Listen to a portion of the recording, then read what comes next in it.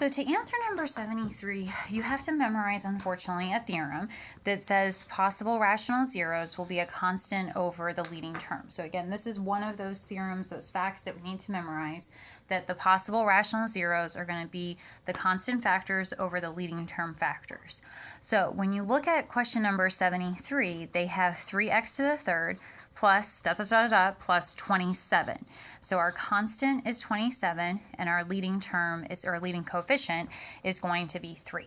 So what we need to do is we need to think of all the factors of 3 and 27. So in the denominator, we are going to have our leading term, which is 3. And because 3 is prime, there's only 3 and 1. Then our 27, we could have 1 and 27. And then we think about the factor tree for 27, we have 3 and 9. So that's another set of factors for us. And if we break down the 3 and the 9, we have 3, 3, and 3. And the thing is, when you look at trying to combine all of these different numbers together, there aren't any other combinations besides this. So you could group these two 3's together, but that just gives you the same exact combination, the 9 and 3. So once you get all the factors written out for the constant term and the leading term, then what we do is we fix the denominator and run through the numerator. So what you'll do, for example, you can kind of like cover up this little 1 and just say, okay, it's all of this divided by 3. So we have 1 over 3, 27 over 3, 3 over 3, 9 over 3. Okay, so that's fixing the denominator at 3. Then we fix the denominator at 1, so we have all of this divided by 1. So we have 1 over 1, 27 over 1, 3 over 1, 9 over 1. And of course, all of this is plus or minus these guys. Now, before you say that's it, your final answer, you have to simplify and eliminate any repeats. So when you look here, you have 27 over 3, which is the same thing as 9.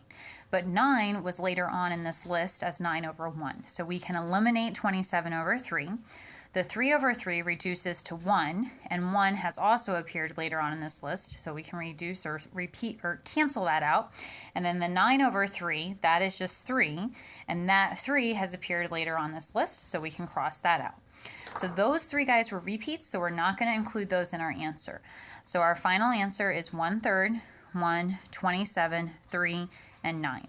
And for completeness, all of these need plus or minus, plus or minus, plus or minus. And the whole point of the rational zeros theorem is that we can use that theorem to get potential test numbers to test to see if it's a 0.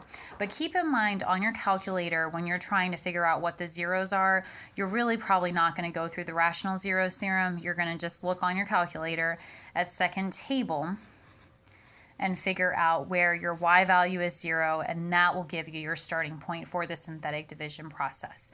But for your final exam, you might see a question like this, rational zeros theorem, and the key thing to remember is it's C over L. So alphabetical order, the constant over the leading, think of those factors, and then simplify from there.